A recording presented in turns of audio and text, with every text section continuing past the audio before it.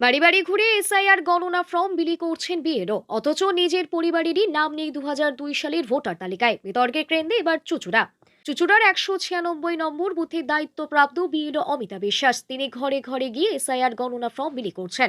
কিন্তু চাঞ্চল্যকর তথ্য, তার নিজ পরিবারেরই নাম নেই 2002 সালের ভোটার তালিকায়। নির্বাচন কমিশন বর্তমানে 2002 সালের ভোটার তালিকা ধরে এই এসআইআর প্রক্রিয়া চালাচ্ছে, কিন্তু সেই তালিকা নিয়ে ইতিমধ্যে রাজ্য জুড়ে শুরু হয়েছে বিতর্ক। অনেকেরই অভিযোগ, 2002 সালে আগে বা পরে ভোট দিয়েছে, কিন্তু এখন দেখি 2002 সালের সংশোধিত তালিকায় আমাদের নামই নেই। অমিতা বিশ্বাস নিজেও স্বীকার করেছেন, আমার শ্বশুর সমরেন্দ্র বিশ্বাস, বয়স 86 বছর, 50 বছরেরও বেশি সময় ধরে কেউটার বাসিন্দা। বাড়িটা বহু পুরনো, নাম নেই ভোটার তালিকায়, তবে অন্য নথি আছে, সেগুলো দেখাতে পারবেন।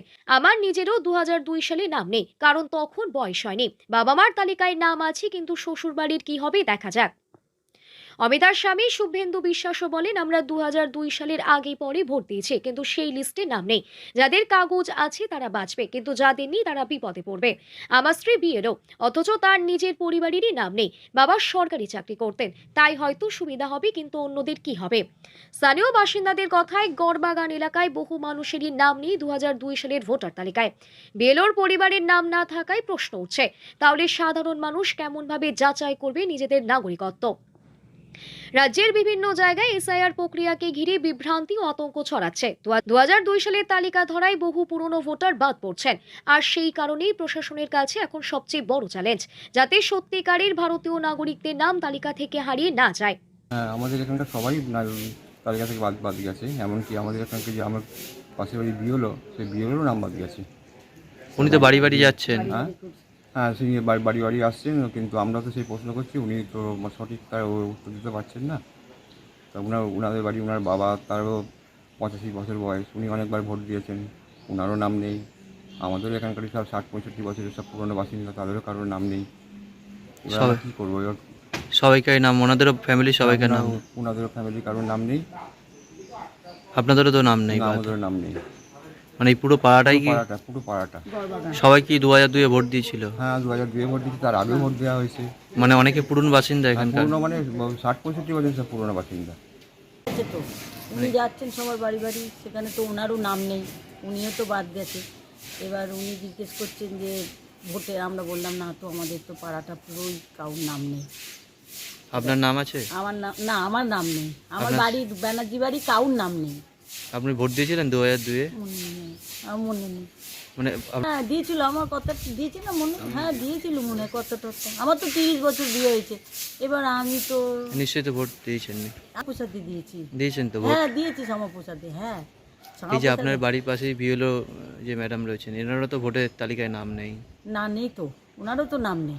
মানে স্বামীরও নাম নেই? না না না, ওদের বাড়ি পরিবার কাউরই নাম নেই। উনি তো বাড়ি বাড়ি যাচ্ছে। বাড়ি বাড়ি যাচ্ছে, উনি বলছেন আমাদেরও তো নাম নেই, কিন্তু আমাদেরও নাম নেই। আমি বললাম আমাদেরও নাম নেই, কী করে? 2002 লিস্টে মানে নামটা নেই, কিন্তু এরা এখানকারই বাসিন্দা।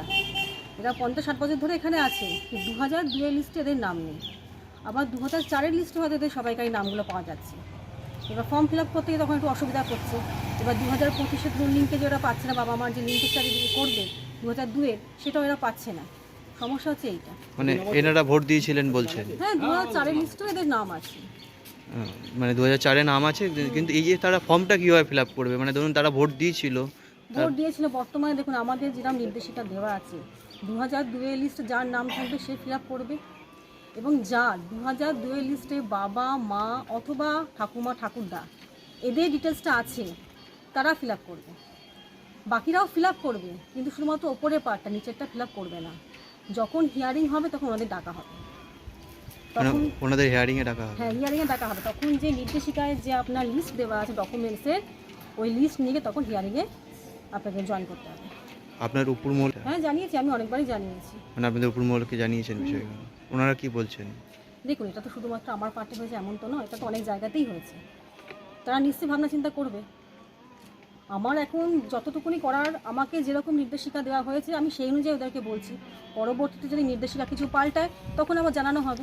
মানে আপনি এখন কতগুলো বাড়ি ফেস করেছেন এরকম? আমার এই যে এলাকাটা দেখছেন, আমার নিজের বাড়ির লোকেদের নামও নেই। মানে আপনার নিজের বাড়ি? আমার নামটা আছে, যেহেতু আমার বাবা, আমার দেখুন 2002-এর ভোটার লিস্টে নাম ওঠেনি, আমার বয়স হয়নি, কিন্তু বাবা মার নামটা আছে। সেই হিসাবে আমারটা হয়েছে। কিন্তু বাকিদের তো 2002 লিস্ট নাম পাওয়া যাচ্ছে। ওই যে আমার শ্বশুরমশাই বসে আছেন ওখানে, ওনার 86 বছরের কাছাকাছি বয়স, বুঝতেই পারছেন কত বছর ধরে এখানে আছে। আমাদের বাড়িটা 55 বছরের পুরনো বাড়ি, কিন্তু তার 2002 লিস্টের নাম নেই। কিন্তু ডকুমেন্টস আছে, তাই ওনারা ডকুমেন্টস সাবমিট করতে পারবেন, কিন্তু অনেকেই তো ডকুমেন্টস নেই। এবার দেখা যাক পরবর্তীকালে কি হয়। 3 নম্বর ওয়ার্ডের বাসিন্দা আমরা। 2000 আগেও আমরা ভোট দিয়েছি, 2000 পরেও ভোট দিয়েছি, বাট আমাদের 2002 সালে আমাদের কোনো লিস্টে নাম নেই। সেক্ষেত্রে আমাদের অসুবিধা হচ্ছে, যাদের ডকুমেন্ট আছে তাদের ঠিক আছে, কিছু কিছু ক্ষেত্রে ডকুমেন্ট নাও থাকতে পারে, মিসপ্লেস হতে পারে, সেক্ষেত্রে তাদের ক্ষেত্রে কিছু প্রবলেম হতেও পারে। তো আমার একটা বক্তব্য যে ভোটার কার্ড 1995 আছে, 2000 আছে, 2005 আছে। আমার কাছে একটাই রিকোয়েস্ট, যে ভোটার কার্ডের পেছনে একটা ডেট থাকে, যেটা ভোটার কার্ডটা যখন তৈরি হয়েছিল বা ছাপানো হয়েছিল, সেই ডেট দেখে যদি করা হয় তাহলে সবারই উপকার হয়। কারণ 2002 সালকে যখন বেস করা হচ্ছে, 2095 কেন হবে না, 2090 কেন হবে না? প্রতিটি ভোটার কার্ডের পেছনে একটা করে স্ট্যাম্প থাকবে, একটা করে ডেট উল্লেখ করা থাকবে। সেটাকে যদি যদি ওরা প্রায়োরিটি দেয়, সেক্ষেত্রে সবারই সুবিধা হয়। আমার নির্বাচন কমিশনের কাছে একটাই রিকোয়েস্ট, এটা যেন তারা একটু দেখেন। বিএলএদের নিয়োগ করেন ডিস্ট্রিক্ট ইলেকটোরাল অফিসার। তো নির্বাচন কমিশনের নির্দেশে তারা কাজ করেন, নিশ্চয়ই বিএলএদের সমস্ত কিছু দেখে শুনেই তারা করেছেন। তারা যেহেতু সরকারি কাজ করছেন, সরকারি আধিকারিক, তো স্বাভাবিকভাবে এই নিয়ে কোনো কোশ্চেন করার কোনো প্রশ্ন ওঠেই না। আর ভোটার লিস্টে কখনো নাম আছে, কখনো নাম নেই, কখন আছে, এগুলো সম্পূর্ণ টেকনিক্যালি ব্যাপার। এগুলো নির্বাচন কমিশনই ভালো করে বলতে পারবেন।